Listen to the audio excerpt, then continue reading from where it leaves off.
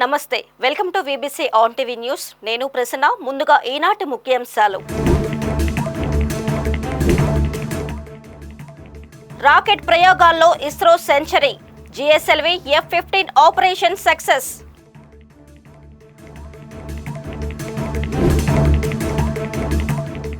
కుంభమేళా మౌని అమావాస్య పుణ్యస్నానాల్లో అపశృతి. తొక్కిసలాటలో 20 మంది మృతి, పలువురికి గాయాలు.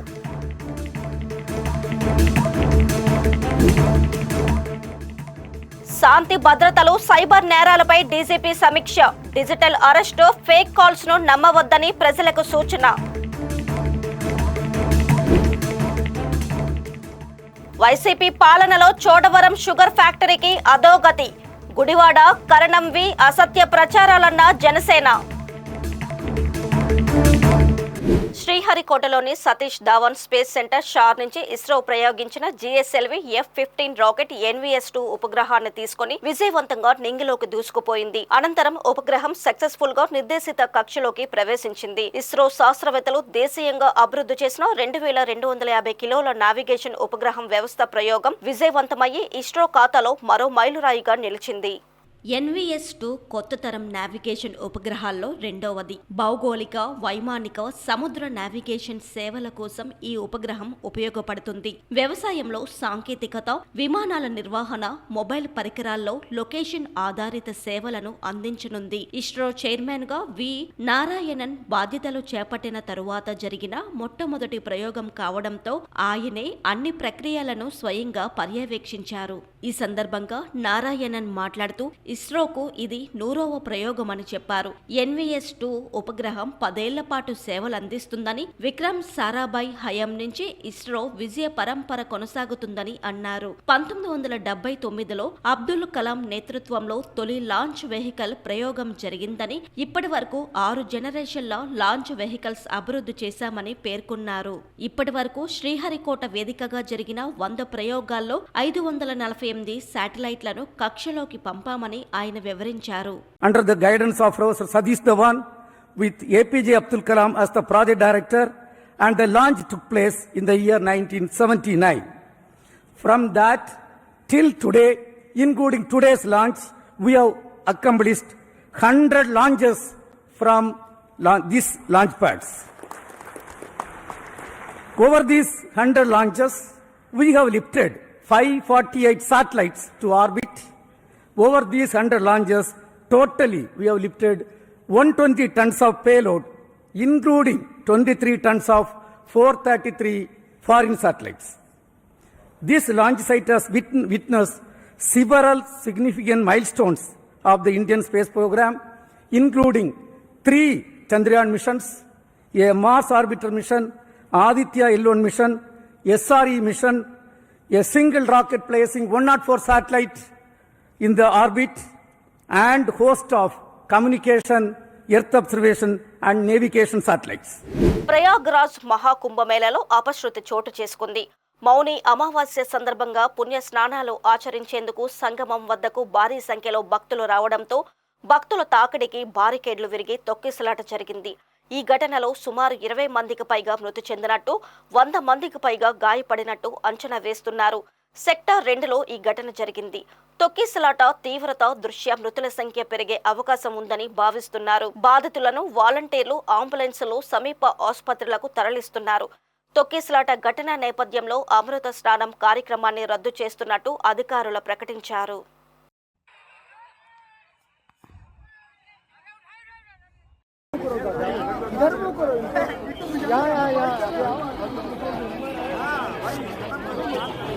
మాదక ద్రవ్యాల నియంత్రణ కోసం ప్రభుత్వం చేపట్టిన చర్యలు సత్ఫలితాలు ఇస్తున్నాయని డీజీపీ ద్వారకా తిరుమలరావు తెలిపారు. ఉత్తరాంధ్ర పర్యటనలో భాగంగా విజయనగరం జిల్లా పోలీస్ కార్యాలయంలో అధికారులతో నేరాలు, శాంతి భద్రతలపై సమీక్ష నిర్వహించారు.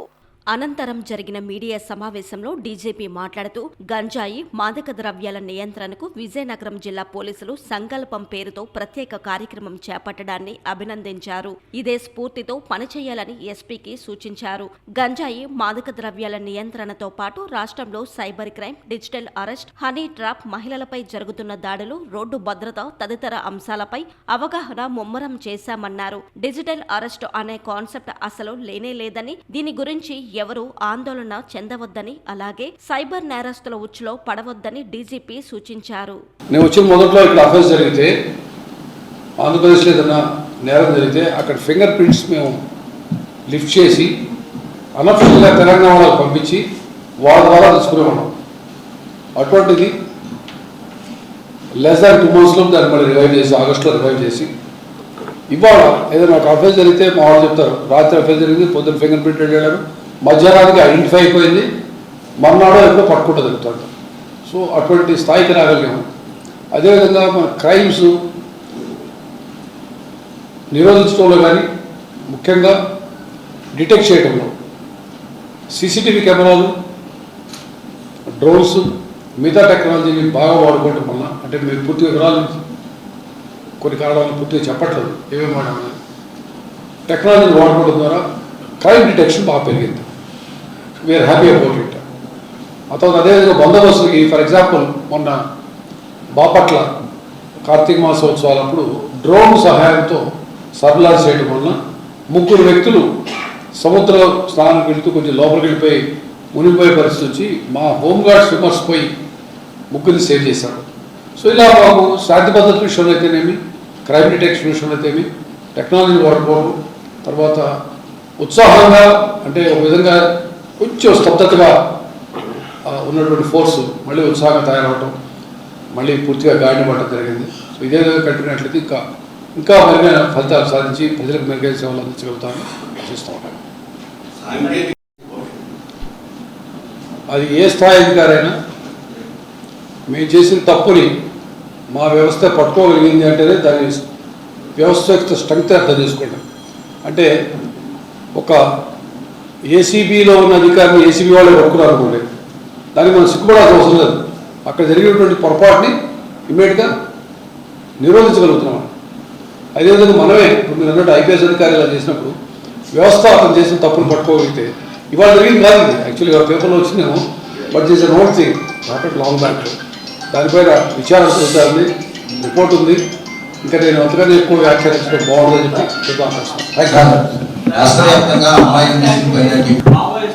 చెప్పి మావోయిస్టులకు కదిలిపోయే పూర్తిగా మాకు అవగాహన ఉంది, చాలా క్లియర్గా సమాచారం కూడా ఉంది.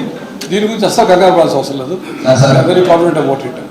రాష్ట్ర వ్యాప్తంగా అమ్మాయిల మిస్సింగ్ పైన డిప్యూటీ సీఎం పవన్ కళ్యాణ్ గారు ఒక ప్రతిపక్ష పార్టీలు కూడా ఆరోపణలు చేస్తున్నారు. దానికి ఎటువంటి చర్యలు తీసుకుంటారు?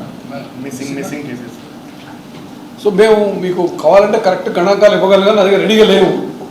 నేను ఒక్కటి మాత్రం చెప్తాను, 2023-24 కంపేర్ చేసినప్పుడు ఒక్క సైబర్ క్రైమ్ తప్పించి 2023తో కంపేర్ చేస్తే 24 అన్ని క్రైమ్స్ కూడా తగ్గుముఖపట్టాయి. సైబర్ క్రైమ్ తగ్గలేదు, అది కూడా ఒప్పుకుంటాను నేను. ఎందుకంటే అది ఇంకా జరుగుతుంది, ఇక్కడ కాదు దేశవ్యాప్తంగా పెరుగుతూ ఉన్నాయి సైబర్ క్రైమ్.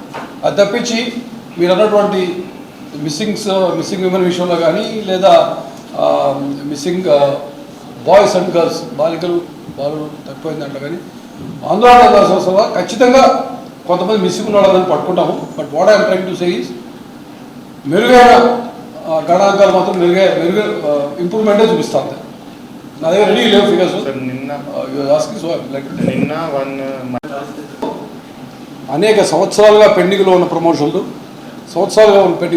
కూడా ఈ కొద్ది రోజుల్లో ఇవ్వడం జరిగింది. అది ఏపీఎస్పీలోను, ఏఆర్లోను, సివిల్లోను అన్ని స్థాయిల్లో కూడా ప్రమోషన్ ఇవ్వడం జరిగింది. కింది స్థాయిలో వచ్చాము, ఇన్స్పెక్టర్ అబో అంటే గజిస్టర్ ర్యాంక్ వచ్చే వాళ్ళందరూ కూడా ఇవ్వడం జరిగింది.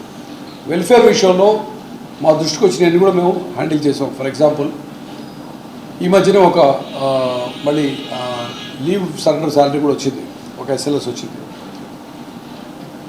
మొన్న అమరవీరుల సంస్మరణ దినం సందర్భంగా ముఖ్యమంత్రి గారు ఎప్పుడు లేని విధంగా 20 కోట్లు పోలీస్ వెల్ఫేర్ ఫండ్కి గ్రాంట్ చేయడం జరిగింది. మా ప్రతి జిల్లాలో ఉన్నటువంటి పోలీస్ క్యాంటీన్లకి సంబంధించి 4,70,00,000 అమౌంట్ మేము రిలీజ్ చేయడం జరిగింది. అంటే 21 జిల్లాకి 20 లక్షల చొప్పున, ఒక జిల్లాకి అంటే మంగళగిరిలో పెద్దపేటలో ఉంది కాబట్టి అక్కడున్న స్టోర్ కోసం 50 లక్షలు, 4,70,00,000 తగ్గింది. ఆ విధంగా అన్ని విషయాల్లో కూడా మేము చూస్తున్నాం. ఏదైనా ఉన్నట్లయితే చిన్న చిన్న విషయం ఉంటే ఖచ్చితంగా వాటి మీద దృష్టి సారిస్తాము. I'm very happy about one thing, సిబ్బంది కింది స్థాయి అయితేనేది, ఇంకా మీడియం లెవెల్ స్థాయి కానీ మా సిబ్బందికి, మా ఆఫీసర్లకి కొన్ని సౌకర్యాలు లేవు అన్న విషయం మీరు గుర్తించడం, దాన్ని మళ్ళీ మా దృష్టికి తేవడం, ఆ విధంగా నా దృష్టికి తేవడం ద్వారా ప్రజల దృష్టికి తీసుకెళ్ళడం, ప్రభుత్వం దృష్టికి తీసుకెళ్ళడం సహకరించేందుకు మేము ప్రత్యేకంగా అభినందిస్తా ఉన్నాం. కూటమి ప్రభుత్వంపై గుడివాడ అమర్నాథ్, కరణం ధర్మశ్రీలు అసత్య ప్రచారాలు చేస్తున్నారని చోడవరం నియోజకవర్గం జనసేన పార్టీ ఇన్ఛార్జ్ పివిఎస్ఎన్ రాజు అన్నారు. ఈ మేరకు ఆయన చోడవరంలో మీడియా సమావేశం నిర్వహించారు. ఈ సందర్భంగా ఆయన మాట్లాడుతూ కూటమి ప్రభుత్వం రాష్ట్రాన్ని అభివృద్ధి పదంలో నడిపిస్తూ ఉండగా కరణం ధర్మశ్రీ, గుడివాడ అమర్నాథ్లు అదే పనిగా విమర్శలు చేయడం దురదృష్టకరమన్నారు. వారి ఆరోపణలన్నీ అసత్యాలే అని స్పష్టం చేశారు. చోడవరం షుగర్ ఫ్యాక్టరీ 2019 వరకు సక్రమంగా నడిచిందని, ఆ తరువాత కాలం నుండి ఎందుకు జరగలేదో కూటమి నాయకులే సమాధానం చెప్పాలని ఆయన డిమాండ్ చేశారు. కూటమి ప్రభుత్వం వచ్చిన తర్వాత అభివృద్ధి వైపు అడుగులు పడిపడిగా పడుతున్న క్రమంలో మరలా ఒక దుష్ట సంప్రదాయానికి, తక్కువ మాటల యుద్ధానికి తెరదీయడం చాలా చాలా దురదృష్టం. నిన్న చోడవరంలో అమర్ ధర్మశ్రీ గారు మాట్లాడుతూ పలు ఆరోపణలు కూటమి నాయకులే చేశారు. చోడవరం షుగర్ ఫ్యాక్టరీకి సంబంధించి, ఇతరత్ర సంబంధించి. మరి ఈరోజు చోడవరం చక్కెర కర్మాగారం 2019 సంవత్సరం వరకు సక్రమంగా సాగిన కంపెనీ 19 నుంచి 2024 వరకు ప్రతి సంవత్సరం ఎందుకు చెరుకు సాగు తగ్గుతూ వస్తుందో ఒకసారి వైసీపీ నాయకులు సమాధానం చెప్పాలి. గత 5 సంవత్సరాల కాలంలో ఈ ఫ్యాక్టరీ గాడిలో పెట్టడానికి గ్రాంట్ తెచ్చారు, అవును తెచ్చారు, కాదనలేదు. ఎందుకంటే నేను స్వతహాగా చేసిన దాన్ని మీలా బుకాయించే మనిషి కాదు. గ్రాంట్ తెస్తున్న క్రమంలో చోడవరం షుగర్ ఫ్యాక్టరీ ఎందుకు వెనుకబాటుకు గురైంది, ఎందుకు మీరు పాలక వర్గాన్ని నియమించలేదు? అక్కడ అవినీతిపై ముఖ్యంగా 2023 సంవత్సరం సెప్టెంబర్ నెలలో జరిగిన జనరల్ బాడీ మీటింగ్లో ఆవేళ ఉన్న డిప్యూటీ సీఎంగా ఉన్న ముత్యాలనాయుడు గారితో సహా అందరూ కూడా ఒక జ్యుడిషియల్ ఎంక్వైరీ వేస్తానని చెప్పారు. మరి మీ ప్రభుత్వ హయాంలో ఎందుకు ఎంక్వైరీ వేసి నిగ్గు తెలుసు చెప్పారు అవినీతి ఆరోపణల మీద? మీ ప్రభుత్వ హయాంలో ఎందుకు ఇథనాల్ ప్లాంట్ గా మార్చి చోడవరం షుగర్ ఫ్యాక్టరీ మనుగడని నిలబెట్టలేకపోయారు? ఈవేళ కూటమి ప్రభుత్వం వచ్చిన 6 నెలల్లో మేము పలు ఆలోచన చేసి సాధ్యమైన తొందరలో కేంద్ర ప్రభుత్వ సహకారంతో ఇథనాల్ ప్లాంట్ గా మార్చాలని మేము ప్రయత్నిస్తుంటే, మరి గతంలో ఉన్న ధర్మశ్రీ గారు కూడా చెప్పారు, డిపిఆర్ అయిపోయింది, సెంట్రల్ గవర్నమెంట్ గ్రాంట్ అయిపోయింది, జగన్మోహన్ రెడ్డి వచ్చి శంకుస్థాపన చేయడమే లేటు అని మీరు పబ్లిక్ సమావేశంలో చెప్పారు. మరి మీరు చేశారా? అది అబద్ధమా నిజమో మీకే తెలియాలి. కానీ ఈ ప్రభుత్వంలో, ఎలియన్స్ ప్రభుత్వంలో, ముఖ్యంగా జనసేన గత 5 సంవత్సరాల కాలంలో పలు దఫాలు చోడవరం షుగర్ ఫ్యాక్టరీ సంబంధించి భరోసాగా నిలబడింది, రైతుల కోసం నిలబడింది, కార్మికుల కోసం నిలబడింది. ఈ విషయం అందరికీ తెలుసు. రాబోయే రోజుల్లో ఖచ్చితంగా జనసేన, తెలుగుదేశం, బీజేపీ కూటమి ఈరోజు చోడవరం చక్కెర కర్మాగారాన్ని ఇథనాల్ ప్లాంట్ గా మార్చి ఆ ఫ్యాక్టరీని, దాని మనుగడిని రక్షించుతామని ఈరోజు ప్రజలు తెలియజేస్తాం. మీరు వదంతుల్ని, అపోహల్ని, విమర్శలు నమ్మొద్దని ప్రజలు తెలియజేస్తూ ఈవేళ ఫ్యాక్టరీ పట్ల చాలా విచిత్రమైన ఆరోపణలు చేశారు వీరు ఇరువురు. మీరేమంటారు? సీఎం రమేష్ గారు ఈ ఫ్యాక్టరీని హస్తగతం చేసుకోబోతున్నారని సమాచారం అంటారు. అదే కామన్ సెన్స్ పాయింట్ ఉందా?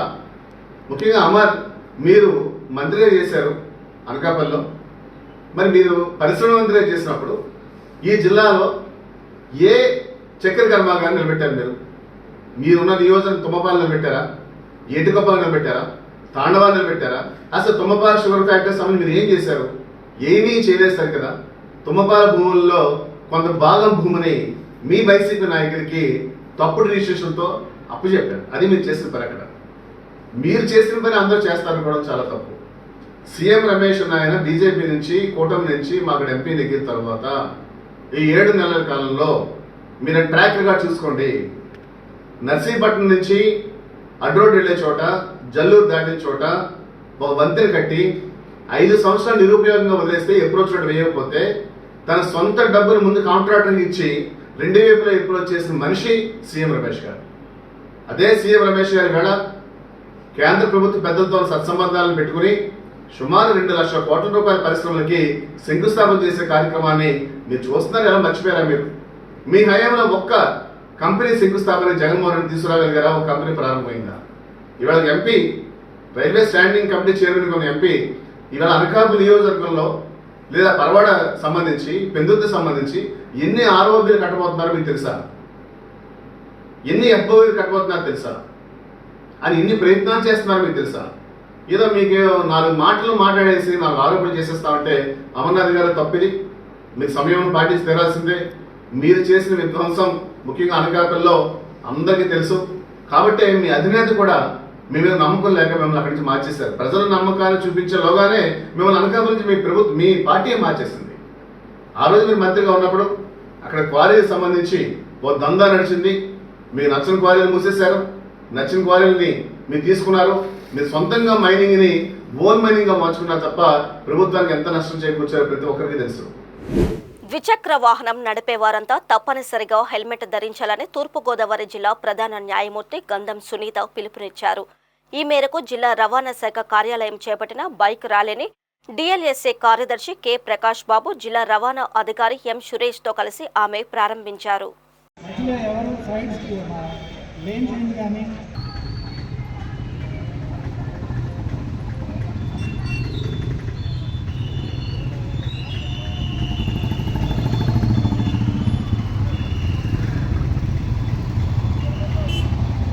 ఈ సందర్భంగా జిల్లా ప్రధాన న్యాయమూర్తి గంధం సునీత మాట్లాడుతూ కార్పొరేట్ సామాజిక బాధ్యత కింద వివిధ బ్యాంకులు, రోటరీ క్లబ్ తదితర సంస్థల ద్వారా సేకరించిన 550 హెల్మెట్లను ప్రజలకు పంపిణీ చేసినట్లు తెలిపారు. ద్విచక్ర వాహనదారులు హెల్మెట్ ధరించకుండా బైక్ నడపరాదని స్పష్టం చేశారు. ప్రజల్లో చైతన్యం తీసుకువచ్చేందుకు బైక్ ర్యాలీ నిర్వహించిన రవాణా శాఖ అధికారులను అభినందించారు. మనకి ఆర్టీఓ గారి ఆఫీస్ ఆధ్వర్యంలో ఈ బైక్ ర్యాలీ అనేది హెల్మెట్స్ పైన అవగాహన కల్పించడానికి ఈ రోజు స్టార్ట్ చేయడం జరిగింది. దీనిలో భాగంగానే హానరబుల్ సుప్రీంకోర్టు వారు పూర్వకాలంలోనే మనకి అందరూ 2 వీలర్స్ ఎవరైతే రైడ్ చేస్తారో వాళ్ళందరూ హెల్మెట్స్ ఖచ్చితంగా వేర్ చేయాలి, లేని పక్షంలో ప్రమాదాలకు గురయ్యి ప్రాణాల మీదకి తెచ్చుకునే పరిస్థితి వస్తుందని చెప్పి ఒక జడ్జిమెంట్ ఇవ్వడం జరిగింది. ఆ జడ్జిమెంట్ లో భాగంగా హానరబుల్ హైకోర్టు వారు మాకు ఇచ్చిన ఇన్స్ట్రక్షన్స్ ప్రకారం హెల్మెట్స్ ని డిస్ట్రిబ్యూట్ చేయడానికి మేము కార్పొరేట్ సోషల్ రెస్పాన్సిబిలిటీ తీసుకునే కొన్ని బ్యాంక్స్ నుండి, అలాగే హార్లిక్స్ ఫ్యాక్టరీ నుండి, లయన్స్ క్లబ్, రోటరీ క్లబ్ ఇలాంటి వాళ్ళందరి దగ్గర నుండి కూడా ఒక 550 హెల్మెట్స్ తీసుకోవడం జరిగింది. వాళ్ళు స్పాన్సర్ చేశారు. ఆ హెల్మెట్స్ అన్నిటినీ కూడా మా దగ్గర పనిచేసే unorganised sectors, process servers, attenders ఎవరైతే who are in need of helmets, బండి కొనుక్కునేటప్పుడు కూడా దాదాపుగా హెల్మెట్ అనేది కొంటేనే బండిని అమ్ముతున్నారు. కానీ దాన్ని ఏంటంటే ప్రాపర్ యూటిలైజేషన్ లేక పాడు చేసుకోవడం మూలంగా కొంతమందికి మేము ఇవ్వగలిగిన వాళ్ళకి 350 వరకు మా దగ్గర ప్రొవైడ్ చేసి డిస్ట్రిబ్యూట్ చేశాము. వాహన ప్రమాదాల చట్టం కింద వచ్చే కేసులన్నింటినీ బీయింగ్ డిస్ట్రిక్ట్ జడ్జెస్ డీల్ చేస్తూ ఉండాలి. ఒక కేసు డీల్ చేసేటప్పుడు ఒక యూత్, చిన్న పిల్లాడు కానీ 18 years 20 years వాళ్ళు మోటార్ బైక్ మీద రైడ్ చేస్తూ వితౌట్ వేరింగ్ ఎనీ హెల్మెట్ అన్నప్పుడు వాళ్ళ గనక ఏదైనా ప్రమాదం జరిగితే విపరీతమైన యాంపుటేషన్స్, హెడ్ ఇంజరీస్ అయ్యి బెడ్ రిడెన్ అయిపోయి వాళ్ళు లేవలేని పరిస్థితిలో ఉన్నారు. ఆ కేసెస్ మేము చేస్తాం కాబట్టి ఆ సెన్సిటివిటీ మాకు అనేది అనిపించి అసలు ఇలాంటి అవేర్నెస్ ప్రోగ్రామ్స్ ఉండాలి, ఉంటేనే ఎందుకు మనం హెల్మెట్ ధరించాలి, ధరించడం మూలంగా ఏంటి లాభాలు అనేది అందరికీ తెలుస్తుంది. ఆంధ్రప్రదేశ్ ను గంజాయి రహిత రాష్ట్రంగా మార్చడానికి ప్రభుత్వం అన్ని విధాల కృషి చేస్తోందని డీజీపీ ద్వారకా తిరుమలరావు అన్నారు. అనకాపల్లి జిల్లా కోస్టల్ వేస్ట్ మేనేజ్మెంట్ ప్రాజెక్ట్ లో డ్రగ్స్ డిస్పోజల్ కమిటీ ఆధ్వర్యంలో గంజాయిని ధ్వంసం చేసే కార్యక్రమాన్ని ఆయన పర్యవేక్షించారు. ఇందులో భాగంగా 459 కేసుల్లో స్వాధీనం చేసుకున్న సుమారు 17 కోట్ల 60 లక్షల విలువ గల గంజాయిని, దానితో పాటు 39 కేజీల హాషిప్ ఆయిల్ ను డ్రగ్స్ డిస్పోజల్ కమిటీ ఆధ్వర్యంలో ధ్వంసం చేశారు. ఈ సందర్భంగా జరిగిన సభలో డీజీపీ మాట్లాడుతూ గంజాయిని అరికట్టడానికి 5 కేబినెట్ మంత్రులతో కూడిన సబ్ కమిటీని ప్రభుత్వం ఏర్పాటు చేస్తున్నట్లు చెప్పారు. యువత గంజాయి విషయంలో జాగ్రత్తగా ఉండాలని సూచించారు. గంజాయి రవాణా వంటి వాటిలోకి వెళ్లి భవిష్యత్తును పాడు చేసుకోవద్దని హితావు పలికారు. ఇప్పుడు మాకు వచ్చిన ఇన్ఫర్మేషన్ ప్రకారం ఎక్కువ భాగం ఒరిస్సా ఏరియా నుంచి, మల్కాన్గిరి ఏరియా నుంచి వస్తూ ఉంది. ఈ మధ్యనే ఒరిస్సా ఆఫీసర్స్తోనూ తెలంగాణ ఆఫీసర్స్తోనూ కూడా సమావేశం జరపడం జరిగింది. మేము కూడా ఈ మధ్య డీజీస్ కాన్ఫరెన్స్ జరిగినప్పుడు అది డీజీస్ కాన్ఫరెన్స్ భువనేశ్వర్లో జరిగింది. ఒరిస్సా డీజీ గారితో మాట్లాడటం, తెలంగాణ డీజీ గారితో మాట్లాడడం జరిగింది. వీటికి సంబంధించి ఎప్పటికప్పుడు సమాచారాన్ని ఎక్స్చేంజ్ చేసుకుంటూ ఆపరేషన్స్ కూడా చేయడానికి ఏ విధంగా వెనకాడమని చెప్పాం. ఇదే విధంగా చెన్నైలో ఈ మధ్య సదరన్ జోన్ మీటింగ్ జరిగినప్పుడు వాళ్ళందరికీ చెప్పాం, మీకు సంబంధించిన గంజాయికి సంబంధించిన ముద్దాయిలు ఎవరన్నా మా రాష్ట్రంలో ఉంటే, మా రాష్ట్రానికి సంబంధించిన వాళ్ళు ఎవరు ఉంటే చెప్పండి, మేమే మీకు పట్టించేస్తాం. అంటే మాకే విధమైనటువంటి అభ్యంతరాలు లేవు. ఆల్రెడీ మీకు ఎవరైనా వాంటెడ్ క్రిమినల్స్ అది కూడా ఇస్తాం, మాకు ఎవరైనా వాంటెడ్ క్రిమినల్స్ ఉంటే మీ దగ్గర ఇవ్వండి అని చెప్పడం జరిగింది. ఆ విధంగా యాక్షన్ తీసుకుంటా ఉన్నాం. ఒకటి గంజాయి సాగుని ట్రాన్స్పోర్ట్ కంట్రోల్ చేయడం ఒకటైతే, రెండవది చైతన్యవంతులు చేయడం, ప్రజల్ని రైతుల్ని కూడా, ఆ ప్రాంతంలో రైతుల్ని చైతన్యవంతులు చేయడం, అవగాహన సదస్సులు నిర్వహించడం. అదేవిధంగా ముఖ్యంగా యువత స్టూడెంట్స్, కాలేజీ స్కూల్ స్టూడెంట్స్కి అవగాహన కార్యక్రమాలు ఏర్పాటు చేయడం జరుగుతూ ఉంది. అందులో భాగంగా విశాఖ రేంజ్లో సంకల్పం అనేటువంటి కార్యక్రమం, డ్రగ్స్, అదేవిధంగా దీంట్లో సైబర్ క్రైమ్ కూడా కలిపి చేస్తూ ఉన్నారు. ఎందుకంటే అది కూడా చాలా ఎక్కువ జరుగుతూ ఉంది కాబట్టి ఈ మధ్యకాలంలో ఇంటికి సంబంధించి చేస్తూ ఉన్నారు. దానికి సంబంధించి సంకల్ప రథం అని చెప్పి ఒక ఆడియో విజువల్ స్క్రీన్ పెట్టుకొని గ్రామాలు తిరుగుతూ కొన్ని టౌన్లో కూడా, ఏరియాలో కూడా చెప్తూ ప్రజల్ని సమాయత్తం చేస్తూ ఉన్నారు. దీనికి ప్రజలంతా కూడా దీన్ని జాగ్రత్తగా ఉపయోగించుకొని, ఈ నాలెడ్జ్ని ఉపయోగించుకొని ఖచ్చితంగా ఆంధ్రప్రదేశ్ రాష్ట్రాన్ని గంజాయి రహిత రాష్ట్రంగా చేయాలని చెప్పి కోరుకుంటా ఉన్నాను. అదేవిధంగా మనకి ఇవాళ ఇక్కడ చూస్తూ ఉన్నారు మీరు 35,000 కేజీల గంజాయి. ఇది 2023, 2024 రెండు క్యాలెండర్ ఇయర్స్కి సంబంధించినటువంటి గంజాయి ఇక్కడ ఉంది. రాష్ట్రం మొత్తం సుమారు 95-96,000 కేజీలు, అంటే సుమారు 1,00,000 ఈ మధ్య సీజ్ చేసిన సుమారు 1,00,000 కిలోలు ఉంటుంది. అయితే ఇది ఏమిటంటే గంజాయిని పోలీస్ స్టేషన్లో పెట్టుకోవడం అనేది ఆరోగ్యానికి మంచిది కాదు. పోలీస్ స్టేషన్లో ఉండడం అనేది అది పొరపాటున మిస్యూజ్ అయ్యే ప్రమాదం అని చెప్పి అప్పటికప్పుడు దానికి జాగ్రత్త నిఘా ఉంచాలి. అదేవిధంగా దీన్ని డిస్ట్రాయ్ చేయడం ఎట్లా పడితే అట్లా చేయకూడదు. దానికి ప్రొసీజర్ ఉంది. ఆ ప్రొసీజర్ అంతా ఫాలో అవుతూ అలా పెట్టేసి అక్కడ నిప్పండిస్తే అది మంచిది కాదు. దానికి ప్రాపర్ ఇన్సినరేషన్ ద్వారా మాత్రమే చేయవచ్చు, మనం చేయవలసి వస్తుంది. దీనికి అవర్లీ కొన్ని వేల కిలోలు చొప్పున 7,000 కిలోలు సుమారుగా పర్ డే చేస్తూ ఒక 4-5 రోజుల్లో మొత్తం కంప్లీట్ చేయాలని చెప్పి ఆలోచన ఉంది. అది వీళ్ళంత త్వరలో కంప్లీట్ అయిపోతుంది అనుకుంటున్నాను. తర్వాత మిగతా ప్రాంతాల్లో ఉన్నది కూడా మొత్తం కంట్రోల్ చేయడం జరుగుతుంది. గో సంరక్షణ లక్ష్యంగా కాశ్మీర్ నుంచి కన్యాకుమారి వరకు చేపట్టిన మహాపాదయాత్ర తిరుపతికి చేరింది. మన దేశానికి వ్యవసాయం వెన్నెముక అయితే వ్యవసాయానికి గోవు వెన్నెముక అని, గో సంరక్షణతోని మానవ మనుగడ సాధ్యమని భావించి అఖిల భారత గోసేవ ఫౌండేషన్ ఆధ్వర్యంలో గత ఏడాది సెప్టెంబర్ 27న కాశ్మీర్ నుంచి ప్రారంభించిన గోరక్ష మహాపాదయాత్ర 124 రోజుల్లో 3,512 కిలోమీటర్లు ప్రయాణించి తిరుపతి చేరింది. ఈ సందర్భంగా ఫౌండేషన్ నిర్వాహకులు బాలకృష్ణ గురుస్వామి మాట్లాడుతూ, సృష్టిలో మానవులకు అత్యంత మేలు చేసే జంతువు గోవు అని, గోవును సంరక్షిస్తేనే మానవ మనుగడ సాధ్యమని పేర్కొన్నారు. 180 రోజుల్లో 15 రాష్ట్రాల్లో మహాపాదయాత్ర చేసి 4,900 కిలోమీటర్ల ప్రయాణించి గోవు విశిష్టతను ప్రపంచానికి తెలియజేసే ప్రయత్నం చేస్తున్నట్లు చెప్పారు. గోరక్షణ, భూరక్షణ, పర్యావరణ రక్షణ కోసం కాశ్మీర్ నుండి కన్యాకుమారి వరకు గోరక్ష మహాపాదయాత్ర 4,900 కిలోమీటర్లకు పైగా పాదయాత్ర, 6 నెలలు 14 రాష్ట్రాల్లో దేశీవాళీ గోవులను రక్షించాలని చెప్పి ఈరోజు 124 రోజుల తర్వాత కశ్మీర్ లాల్ చౌక్లో సెప్టెంబర్ 27న బయలుదేరిన పాదయాత్ర ఈ గోమాత తన గోజాతిని రక్షించుకోవడానికి 6 నెలలు పుంగనూరు ఆవుతో పాదయాత్ర చేస్తున్నాము. 124 రోజుల తర్వాత ఇక్కడికి తిరుపతికి రావడం జరిగింది. ఈరోజు 3,512 కిలోమీటర్లకు పైగా పాదయాత్ర చేస్తూ ఈరోజు సాక్షాత్ ఆ వెంకటేశ్వర స్వామికి ఈ గోమాత తన గోసంతతిని కాపాడమని చెప్పి మొరపెట్టడానికి ఇక్కడ కలియుగ వెంకటేశ్వర స్వామి దగ్గరికి వచ్చింది. మీ అందరికీ ఒక విజ్ఞప్తి, ఈరోజు ఈ భూమి పూర్తిగా, ఈ పాదయాత్ర ఉద్దేశం ఒకటే, ఈ భూమి పూర్తిగా రసాయనకాలతో నిండిపోయి ఉంది.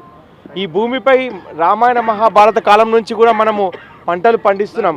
కానీ రామాయణ మహాభారత కాలం నుంచి ఈ భూమిపై పంటలు పండిస్తూ వచ్చాం. కానీ భూమి పూర్తిగా రసాయనకాలతో నిండిపోయి బంజరుగా తయారైంది. మనం తింటున్న ఆహారం అంతా కూడా పౌష్టికత లేని ఆహారం. మన పిల్లలు, మనందరం పేద మధ్యతరగతి కుటుంబీకులం, మనకు కావాల్సింది ఆరోగ్యం. అందుకే కేంద్ర రాష్ట్ర ప్రభుత్వాలను అందరినీ కూడా ఆరోగ్యం కోసం ఢిల్లీలో అమిత్ షా గారిని, నితిన్ గడ్కరీ గారిని, అన్ని రాజకీయ పార్టీల నాయకులను, సాధులను, సంతులను కలుసుకుంటూ కావాల్సిన ఆరోగ్యం, ఈ భూమి సారవంతమైతేనే మనందరికీ ఆరోగ్యం వస్తుందని, ఈ దేశీవాళీ గోవులను గోహత్యలు చేయొద్దు, గోవును రక్షించాలి, అదేవిధంగా ఈ భూసారాన్ని పెంచాలంటే ఈ గోవుతోనే సాధ్యం అని చెప్పేసి ఈ గోరక్ష మహాపాదయాత్ర మేము చేస్తున్నాం. ప్రతి ఊరు వాడ ప్రజల్లో చైతన్యం తీసుకురావడానికి ఈ మహాపాదయాత్ర. ఈరోజు జపాన్ లాంటి దేశాల్లో ఆవు పేడతోని మిథేన్ అనే లిక్విడ్ తయారు చేసి రాకెట్ లాంచ్ చేయడం జరిగింది. అమెరికా లాంటి దేశాల్లో కౌ కడ్లింగ్ పేరుతోని దేశీవాళీ ఆవులను ఒక 10 నిమిషాలు పట్టుకున్నట్టయితే మానసిక రుగ్మతలన్నీ వెళ్ళిపోతాయి. ఈరోజు ఆవు మూత్రంతో క్యాన్సర్ లాంటి మహమ్మారి పోతుంది. ప్రపంచంలో మానవునికి మేలు చేస్తున్న ఏకైక ప్రాణి ఈ గోవు. ఈ గోవు ఏ కులానికి చెందింది కాదు, ఏ మతానికి చెందింది కాదు, ఏ పార్టీకి చెందింది కాదు. ఇది విశ్వానికి సంబంధించింది.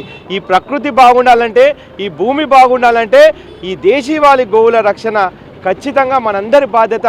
ఈరోజు దాదాపు ప్రపంచంలో 40 దేశాలు మన దేశీవాళీ గోవులను వాళ్ళ దేశాలకు తీసుకెళ్ళి అక్కడ బ్రీడింగ్ చేసి, ముస్లిం దేశాలైన ఇజ్రాయెల్, బ్రెజిల్ లాంటి దేశాల్లో కూడా మన దేశీవాళీ గోవుల సంతతి వాళ్ళు పెంచి అభివృద్ధి చేస్తున్నారు. అలాంటి గోవులను రక్షించాల్సిన బాధ్యత ప్రతి ఒక్క భారతీయుడిపై ఉంది. కాబట్టి ఈ గోవు లేకపోతే సనాతన ధర్మమే లేదు, ఈ గోవు లేకపోతే మన బతుకులే లేవు, ఈ గోవు లేకపోతే ఈ భూమి లేదు. భూమి కాపాడకపోయినట్టయితే రాబోయే మన భవిష్యత్ తరాలకు ఆహారం లేక అలమటించిపోతారు. కాబట్టి ఈ భూమిని కాపాడాలని చేస్తున్న మహాయజ్ఞం ఇది. ఒక సోషల్ కాజ్ కోసం చేస్తున్న మహాయజ్ఞం. ప్రతి భారతీయుడు దీనిపై స్పందించాలి.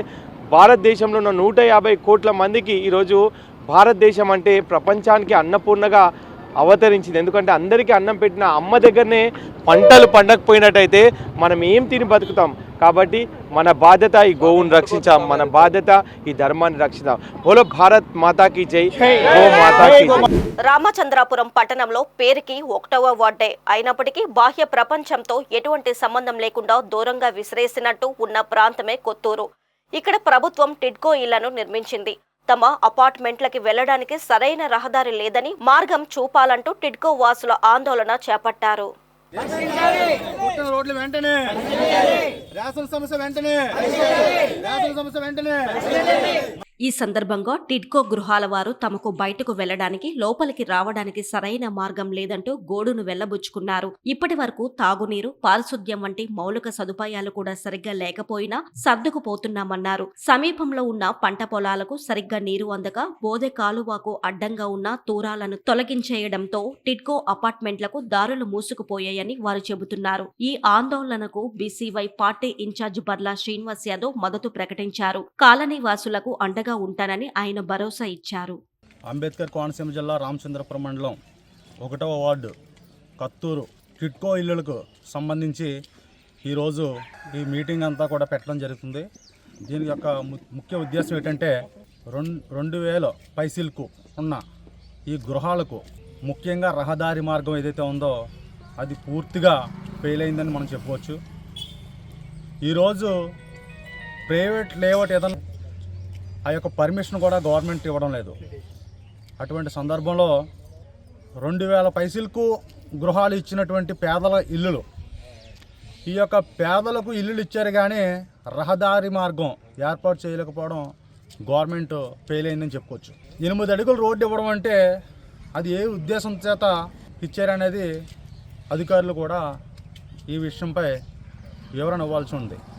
ఇచ్చిన 8 అడుగుల రోడ్డులో కూడా ఈ అపార్ట్మెంట్స్కి సంబంధించి వీధుల నుండి మెయిన్ రహదారి మార్గం అనుకుంటున్నాం, అది రహదారి మార్గం కాదు. విలేజ్ల్లో కూడా అంత చిన్న రోడ్లు ఉండవు. ఆ 8 అడుగుల రోడ్డుకి ఉన్న ఈ వీధుల నుండి కనెక్ట్ అయినటువంటి రోడ్డు ఏదైతే ఉందో ఆ రోడ్లన్నీ కూడా ఇప్పుడు అధికార గవర్నమెంట్ ఏదైతే ఉందో టీడీపీ ప్రభుత్వం వచ్చిన తర్వాత రైతులకు పొలాలకు నీరు వెళ్ళట్లేదని చెప్పేసి ఆ ఒక కారణం చేత గవర్నమెంట్ వేసినటువంటి 3 రోడ్లను జేసీపీలతో తొలగించడం జరిగింది. ఏ అధికారం చేత గవర్నమెంట్ వేసిన రోడ్డును వీళ్ళు తొలగించారు అంటే రాజకీయం నుంచి అండ లేకుండానే ఇది తీసారా అనేది కూడా మనం ఆలోచించుకోవాల్సిన విషయం. ఆ ఉన్న 8 అడుగుల రోడ్డు కూడా రోడ్డు మధ్య మార్గంలో విరిగిపోయి ఒక ఆటో వెళ్తే రెండో ఆటో కూడా రాలేని పరిస్థితి ఇక్కడ ఏర్పడింది. ఉన్న రోడ్డు మార్గం తీసేశారు. కరెంట్ మీటర్ల దగ్గర ఉన్న ఆ యొక్క ఖాళీ ప్రదేశాన్ని ఇప్పటి వరకు కూడా పూడ్చకపోవడం, కరెంటు బిల్లు కట్టకపోతే ఈరోజు కట్టకపోతే రేపు పీజీ తీసుకెళ్ళిపోతారు. ఆ క్రమంలో మన ఆ అధికారుల నీటికి చాలా ఇబ్బందిగా గురవుతున్నారు. ఆ వాటర్ ట్యాంక్ ఇప్పటి వరకు కూడా పూర్తి చేయకపోవడం మేజర్ ప్రాబ్లం అని మనం చెప్పుకోవచ్చు. అదేవిధంగా రహదారి మార్గంలో కత్తూరు నుంచి బైపాస్కి వచ్చే రోడ్లో డంప్ యార్డ్ రోడ్డు మీదకి వచ్చి చాలా ఇబ్బందులకు గురవుతున్నారు. ఆ డంప్ యార్డ్ అంటించే క్రమంలో ఆ పొగది కూడా కమ్మేసి 4 రోడ్ల జంక్షన్లో లారీలు అవి కూడా చాలా వేగంగా వస్తాయి. అక్కడ స్కూల్ పిల్లలు, వృద్ధులు, వికలాంగులు కూడా అదే రోడ్డు పైన వెళ్ళడం జరుగుతుంది. ఏదైనా జరగనానిది జరిగిన తర్వాత మనం స్పందించే కన్నా ముందుగా ఈ ప్రజలకు ఏదైనా న్యాయం చేయాలి. అంటే గవర్నమెంట్ దీనిపైన ఖచ్చితంగా ఒక చర్య తీసుకోవాలి. ఈ వార్తలు ఇంతటితో సమాప్తం. మరిన్ని విశేషాలతో మళ్ళీ కలుద్దాం.